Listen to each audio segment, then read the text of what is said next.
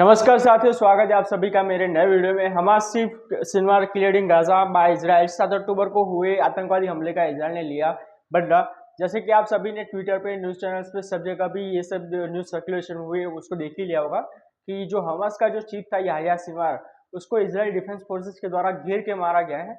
Sniper के द्वारा एक जो फाइनल जो गन होती है उससे शूट करके उसको मारा गया है। उसका जो वीडियो रिलीज किया गया इजराइल के द्वारा, मैं आपको सबसे पहले दिखा देता हूँ। याह्या सिनवार जो कि फ्रंट लाइन पे लड़ रहा था। जनरली इजराइल के द्वारा ये प्रोपेगेंडा फैलाया जाता है कि जो हमास के जो मतलब टॉप नॉर्थ की जो लीडरशिप होती है वो हमेशा बंकर्स वगैरह में रहती है, कभी आगे लड़ने के लिए नहीं आती। लेकिन ये जो वीडियो सर्कुलेट हुआ है इसमें हम लोग को क्लियरली देख पाते हैं कि ये जो याह्या सिनवार था वो उसकी फ्रंट लाइन पे लड़ रहा था, और जब वो मरा तब भी लड़ते लड़ते मरा है। तो इसका जो वीडियो मैं आपको दिखा देता हूँ।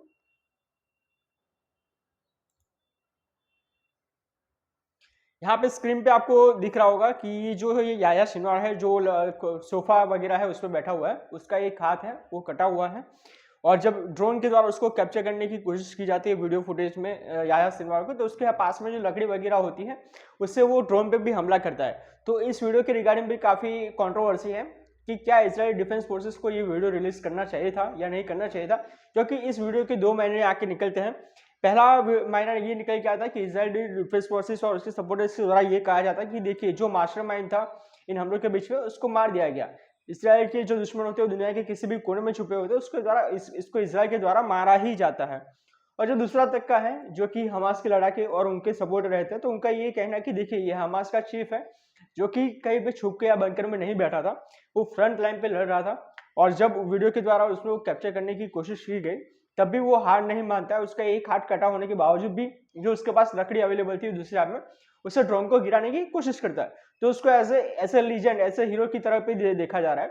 तो इस वीडियो के रिगार्डिंग काफी सारी कंट्रोवर्सी है।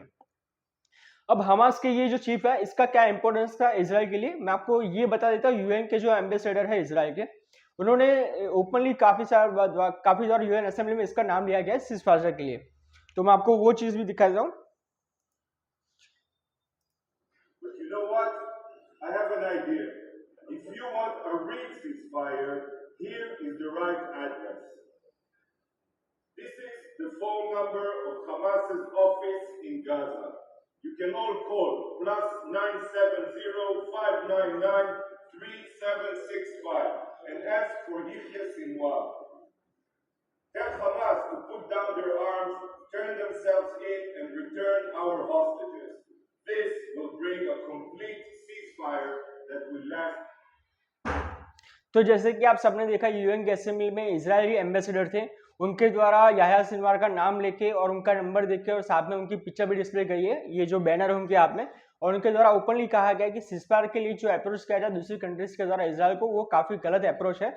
अगर सही मायने में वो लोग सीज़फायर चाहते हैं तो उनको अप्रोच करना चाहिए हमास के चीफ को, और उनको कहना चाहिए कि उनके सारे लड़ाके जो हथियार डाल दे, सरेंडर कर दे, तो एक सही मायने में सीज़फायर हो पाएगा।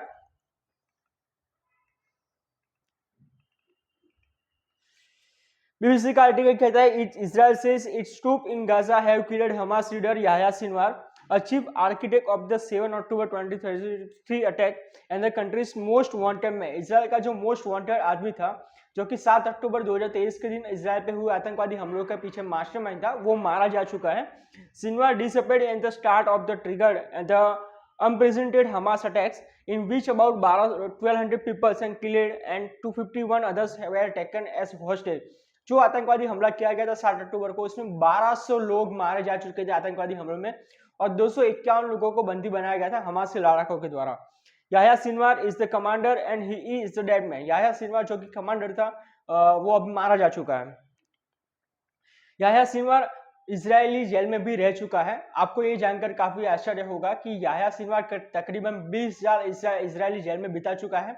उसके बाद इजराइल के द्वारा उसको रिलीज किया गया था और 2011 में इजराइल के द्वारा इसको छोड़ा गया था, और उसके बाद ये जाकर ये हमास का चीफ बना है। आप देख सकते हैं कि बंदे के अंदर कितना जुनून है। 20 साल जो उसने इजरायली जेल में दिखाया है, वो उसका बदला ले रहा था ऐसा हमास चीफ।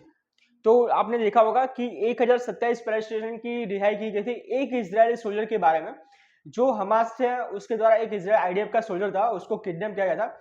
उसके एसएम प्रोग्राम में 1027 पैलेस्टाइनियंस को छोड़ा गया था, उन्हीं में से एक याह्या सिनवार भी था।